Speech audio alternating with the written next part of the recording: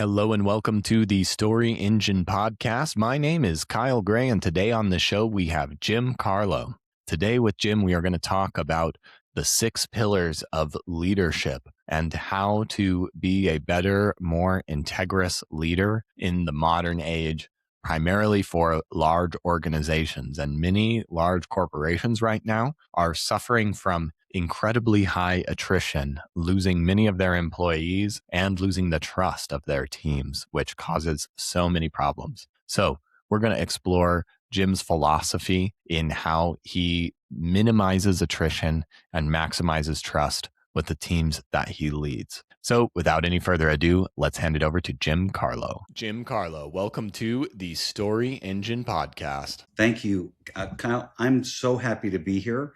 I've been looking forward to this ever since Josh mentioned your show to me. That I'm just glad to be here. We're gonna have a blast today and make Josh proud. But before we dive into the real goodness of what you're sharing today, can you tell us a little bit about who you are and how you're showing up in the world today?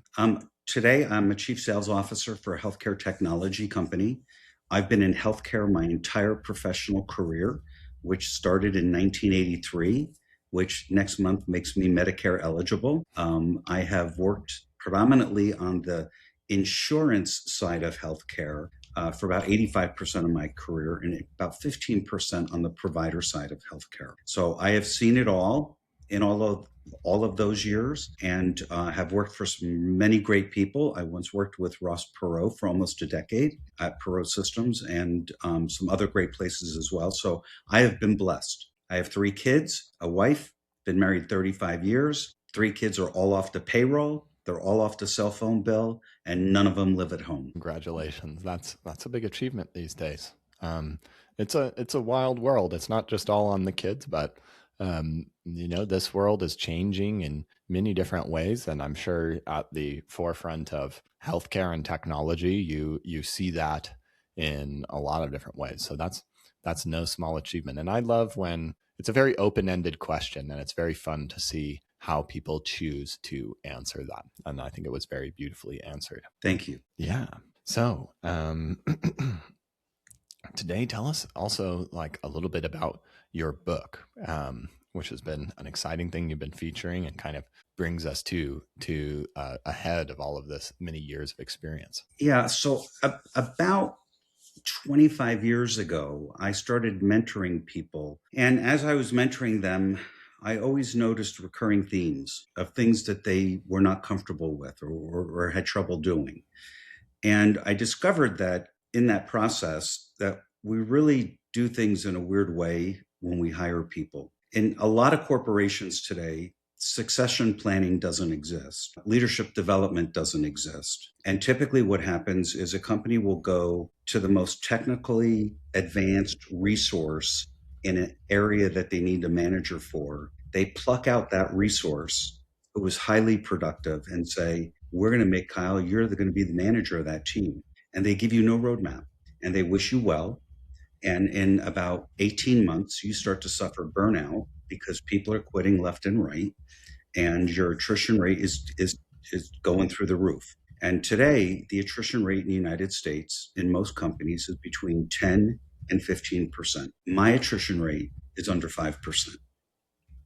And I have found over the years that there's my consistent leadership methodology that I have learned and I have passed on to others by learning what traits they were missing has really led to that success. And I can almost guarantee a company that implements this program can tank their attrition rate. Because if I can do it under 5%, they can do it for under 5%. And if they're at 15%, like the company I work for, we're at 16.5% attrition rate, yet mine is still below 5%. And so my focus is trying to reimagine the things that we've missed in leadership and create something that can survive evolution. And I think I've got that, or at least people have told me I got that. And I also believe it's AI proof because things I focus on, 5 of the 6 of them, AI can't do. Yeah, that's powerful. I think where I want to start is this process of evolution means that we need to think about how we solve our problems differently than we have before. And I'm curious with the people at 10 to 15% attrition rates in their business or in their corporate large organizations, which is a terrifying thing and not sustainable for very long. How are they thinking about leadership wrong? Or what are the misconceptions? What are they overvaluing? What are they undervaluing? Number one, they're undervaluing the importance of leadership training. And in most corporations, those learning programs that used to exist are non-existent today as people have had to get more competitive in the market. Those things have become less important. And I think that's a big area of concern and mistake. The company I work for today, we don't really have a leadership development program. And it's up to the individual leader, and it's my responsibility to help grow the leaders from within my organization. And I take that very, very seriously. What's concerning to me is a study that the Society of Human Resource Managers came out with, I think it was a year ago, with the top 10 reasons why people leave companies. And 9 of the 10 items are directly related to their manager or leadership. Think about that for a second. So if your attrition rate is 16% or 10%, and 15 or 10% of your company is leaving every year, and 9 of the reasons have to do with leadership, we're doing something fundamentally wrong. And I think we need to visit what those things are in order to get back to a place where people feel more psychologically safe at work and they're enjoying their work, and you don't see them dragging their feet in the morning with an unhappy face like, oh, I got to be here again, and enjoying what they're doing. I see a lot of people and talk to a lot of people who are not happy with what they're doing. And I say, well, why don't you change it? And they're like, well, I don't know what to do. Well, let me help you with that. Let's start talking about the things that you like to do. And then we can try to help you find a job that fits those things. I have loved every job that I've had. And I've put everything into every job that I've had. And my wife will tell you that because I was traveling most of the time and she raised the kids by herself. But we won't go there. But she did an awesome job, by the way. I'll mention that too. Mm-hmm. What's interesting is people will put up with that mentality and behavior at work because they think they don't have other options. But there's a lot of great companies out there. You just have to find them and hope that they have the type of roles that you're looking for. And I think they exist. But there are bad leaders out there. And bad leaders, unfortunately, don't build trust with their employees. And that's where the concern starts. If you don't have trust with your employees, they're not going to believe in what you want them to do. They're not going to be followers of you. Whereas I try to turn people into leaders that other leaders want to follow, if that makes any sense. Mm-hmm. What are some of the leadership styles or things that you see are common that make people feel unsafe in their work? Lack of clarity in their position, where their position is not fully defined, or their position, it's not clear what they're supposed to do. Another thing I see a lot is lack of career planning. When I do a performance review, I would sit with the employee and say, okay, where do you want to be in 12 months? What are the things that you want to work on in 12 months? And I also go one step further. I ask them for one personal goal that they want to achieve that I can help them with. A few years ago, I had a woman on my team. She wanted to get onto the board of directors of a nonprofit pet rescue organization. She didn't care whether it was cats, dogs, birds, or whatever, but that was her goal. So we created a plan and we made her goal, and I helped her to do that. But I think it's important as a leader to understand that the employees have goals in life, not just work. And we should be able to work with them to help them grow, to aspire to do those things. And they also help with a better work-life balance. Yeah. What do you think some of the problems or the symptoms of like attrition? What are some of the pain points, particularly that the managers are experiencing? They're probably, I'm sure the word attrition is there, but if they're like sitting across from another manager and they're like, my life's hard because of these reasons? Like, what are they talking about and complaining about? So I think that the biggest issue that they have is because they've never been told how to lead, they tend to still be a manager.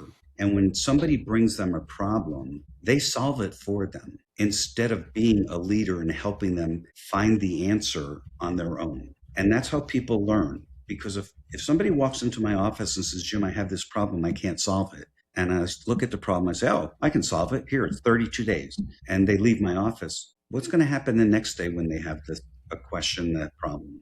They're going to come right back and expect the answer to come from me. In which case, I'm no longer leading. I'm now still an individual contributor, but doing the individual contributing on everybody on my team that should be doing it on their own. And I think a lot of people, when they step into leadership, they have a lot of doubt about their own ability of leadership because they haven't been given a roadmap. And it impacts the culture then of that team, because the team needs to buy. I mean, if you think about the military, when you think about the military, you think about somebody's in charge, then there's this person, everybody has a job to do, and everybody understands that. And they follow that leader because they believe in that leader, they trust in that leader.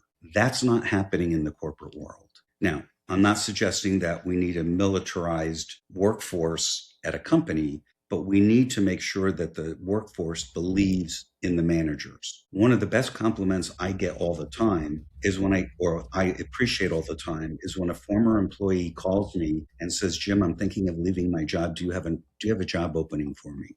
And I'll say, if I do, I do. If I don't, I don't. And I'll say, why'd you call me? And they said, because I know how you lead and I want to be part of that again. What do you think are some of the essential qualities of how you lead that are different and unique that you would like to highlight? My number one pillar is integrity and transparency. If a leader lacks that, they will never gain the trust of their team. I learned that in 1983, and it has guided my life and my career. In 1983, the year I graduated college, I ran for city council in the town I lived in, and I won. About 2 weeks after the election, the city administrator called me in and asked me if I'd have a conversation with him. Sat down, had a nice conversation. Then he gets to a point where he says, I want to ask you to do me a favor. And he went on and he said, every night when you go to bed and you put your head on the pillow, I want you to ask yourself this one question. And that question is, did I do anything today for my own self-benefit that was at the expense of another individual, group of individuals, or organization?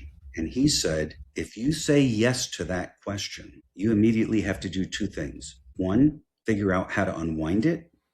And two, figure out how to never do it again. Do you know, since that night, that conversation in 1983, I've asked myself that question every single night, and I've never answered yes to that question. And we need more of that in the world that we live in today. Just in our leaders, but in everyday relationships, transparently. Correct.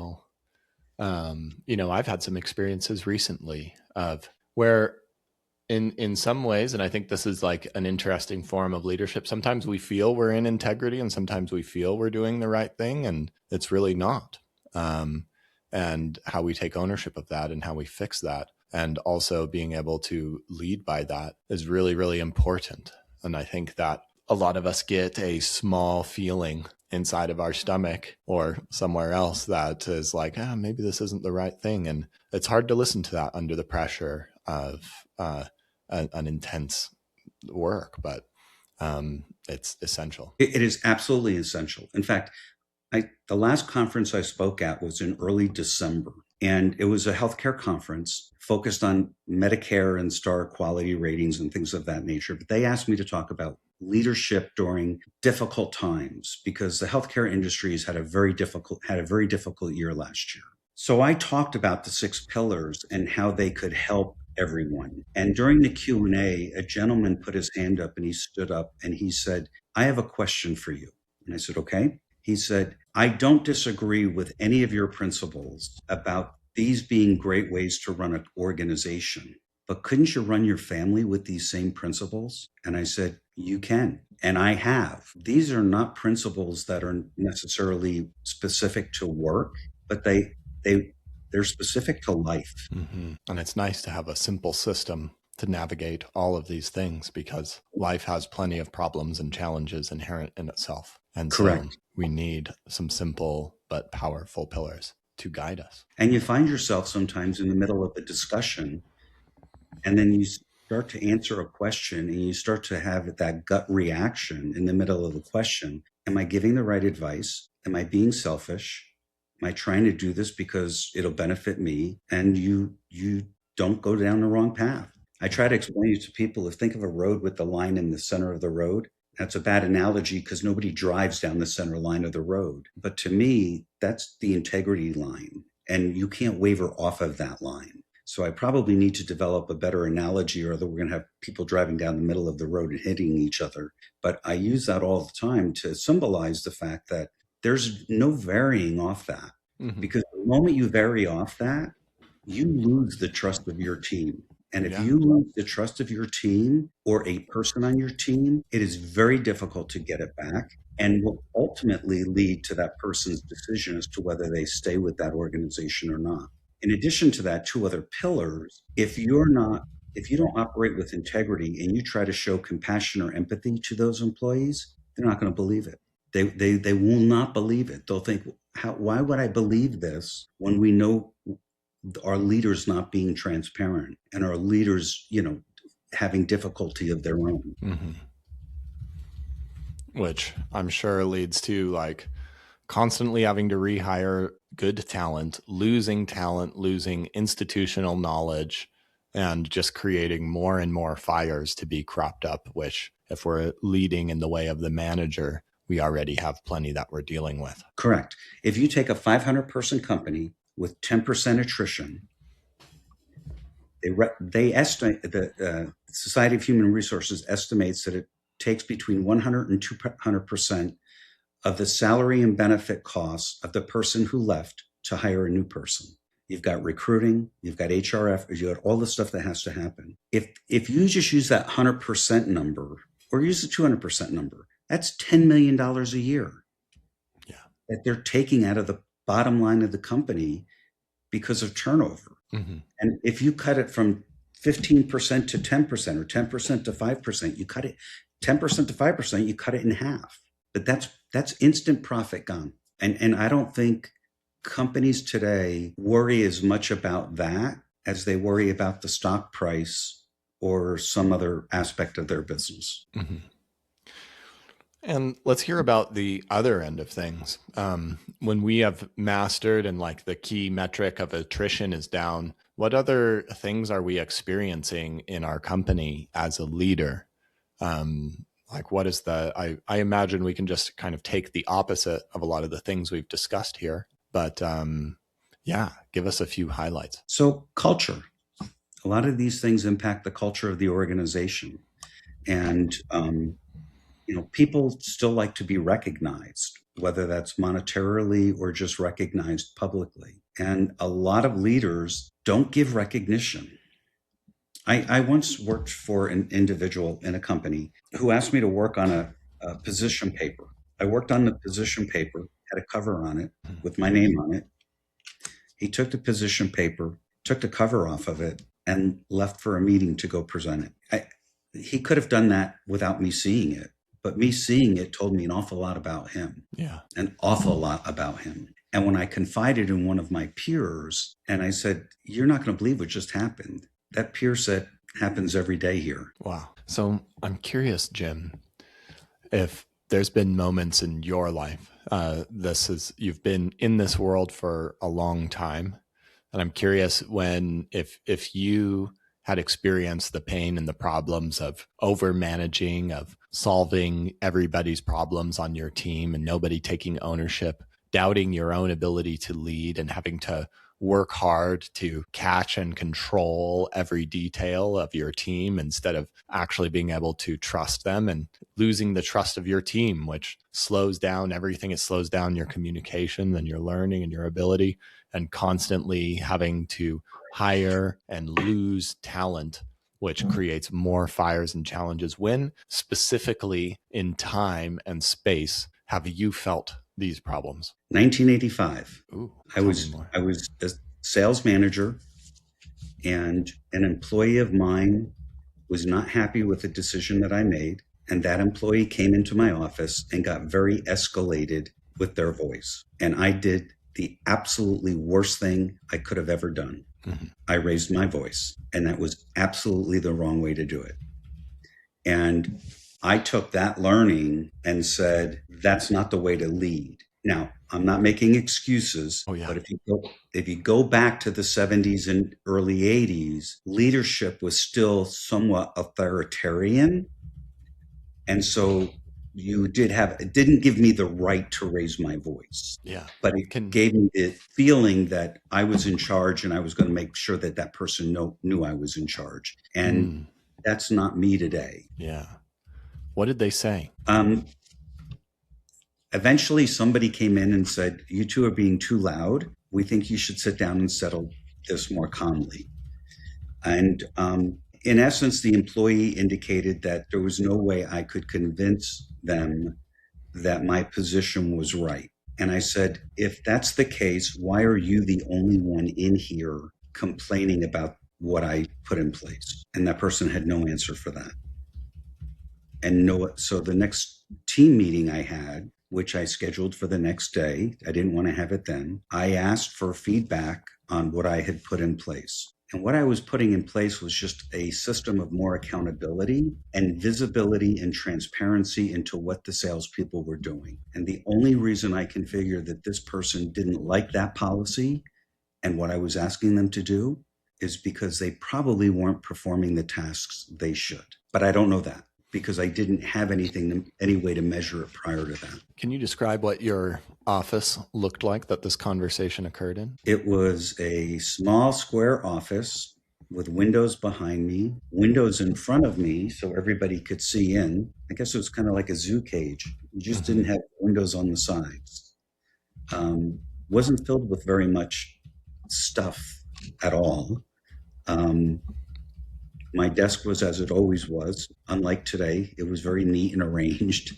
Whereas today, my desk is a little messy because I'm just working on a few different projects. Were these windows just looking into other areas of the office, or were they looking out over the outdoors? The one behind was looking outdoors. The one directly in front of me behind this employee was looking out into what we called the bullpen. What was it outdoors? What was the outdoors? It was the grassy knoll before the parking lot. Mm-hmm. Wow, that goes back a lot of years. How the heck did I remember that? But that's actually accurate. Mm-hmm. I love it. Okay. And then I'd love to hear a time where you felt you got a recognition for your leadership, where your team was aligned, your culture was supporting you, and everybody felt that they could trust you and they could have a great work-life balance. I received an award. It was in the insurance world, and it was at a national sales meeting, and I ran a segment of the business. And for 2 years in a row, I was the top region in the company. Third year, I couldn't get it in the third year because we reorganized and we merged with another company. But the first 2 years they had the award, I won it both years. What was some of the evidence that you saw in your team of this reward being accurate for you? My response was thanking the team for earning the award because it was a reflection of their hard work. I, as a manager, did not do the things that they did to get to the numbers that we had to hit. They had to do it. I had to help them. I had to coach them. I would spend time with them in the field. But ultimately, it was their efforts. And I'm very big on giving employee recognition. And I sometimes do a lot of fun things and corny things like, the next person that makes 10 phone calls, here's a $20 gift card to Starbucks or something. And do things on the fly just to put a little fun and gamemanship into what we do every day. Amazing. I don't drink Starbucks, but apparently everybody else does. Yeah, not necessarily me either, but I think it would be a nice thing to receive one way or another. And speaking of receiving, Jim, are you ready to receive your story? Apprehensively, yes. Great attitude. I can remember hearing the words that would change my life forever. You two are being too loud, and you need to settle this more calmly. I'm in my zoo pen of an office. In front of me, the bullpen of my many, many team members that I am quote unquote leading. But it really feels like herding cats. So many things are behind.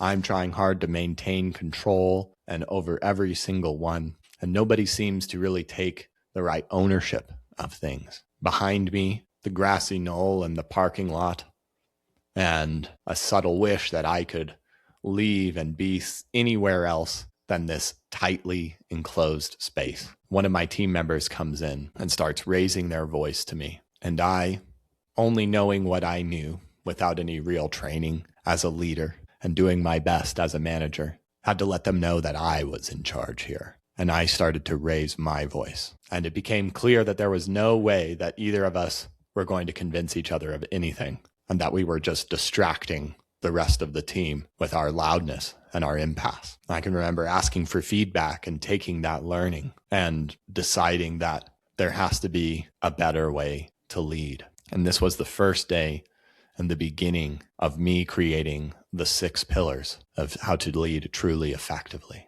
I wanted to be in integrity and transparency with everything I did, and to be able to ask myself and say yes every day to knowing that everything I did was for the benefit of the group, not just myself. I wanted a system that would be something I could adhere to, something I could trust in difficult times. And I wanted these principles to work not just in my office, but with my family and with everything in my life. And friends, this took many, many years and a lot of costly and painful mistakes. But I knew I had really made it. One day, receiving an award at a national sales meeting, not for the first time, but for the second time in a row, of being the top region in the company that I was working for. And when I got up to receive this award, I knew that the truth was it wasn't me that had done this, but my team. And I was leading my team differently than ever.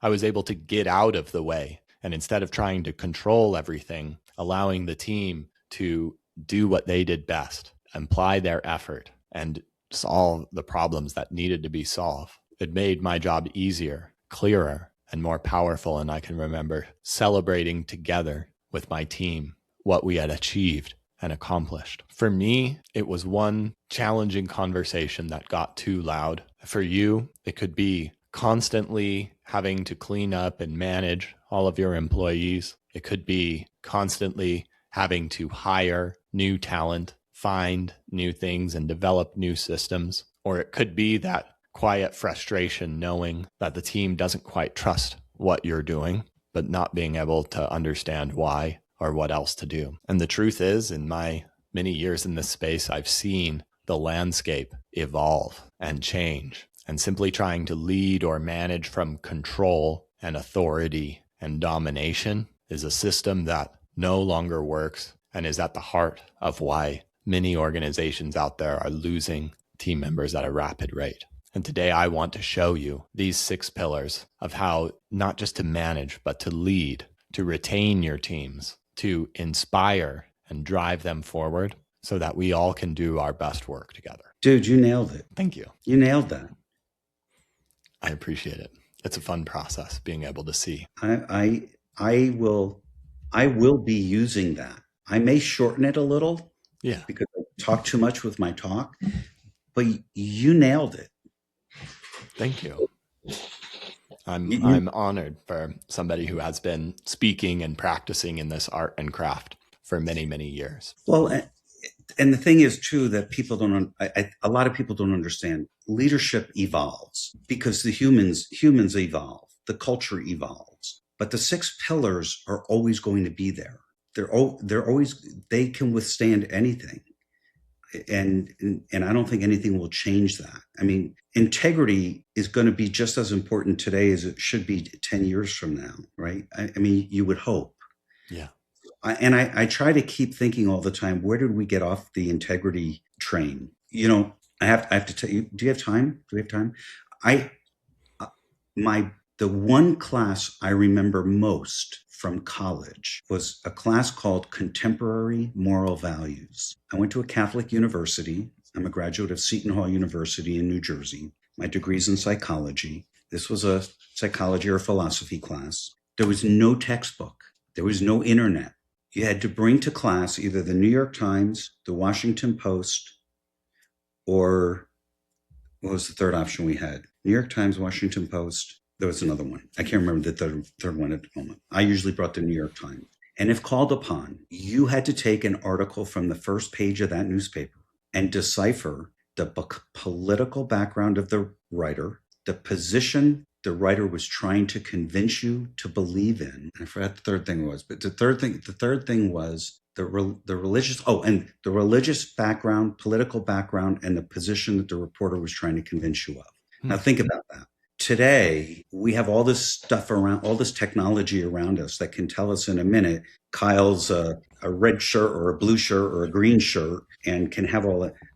But it was a very fascinating class. And it taught me how to read people and to try to and to understand what they were trying to convince me of. Mm-hmm. And when it hit me most was when COVID hit and all the nonsense started. I stopped watching all of the news because I couldn't trust it. I feel you on that. I lost a lot of trust in that time as well. And that's a good reminder of like how important it is, in our everyday leadership. So, Jim, this has been an incredible adventure in leadership and integrity and understanding with you today. And where can we go to learn more about you to close things out? Oh, I don't know. I'm afraid to tell you that. No. My website, it's going under revision, but it's about to massively expand. And it's www.jimcarlough, my name's on the screen, just squeeze all the letters together, .com. And in a few weeks, we'll be putting some of these pillars out there as individual courses that people can download and take online. There will be quizzes on it and assignments in it, but it'll be all computerized. I also do some private coaching professionally on the side if people are interested in that. And for corporations who want to do better at attrition and attack it, I can reduce it by 50% if you let me come in and teach your people my program. That's an incredible promise. Jim Carlough, thank you so much for sharing your wisdom with us today on the Story Engine podcast. Thank you and have a great day, Kyle.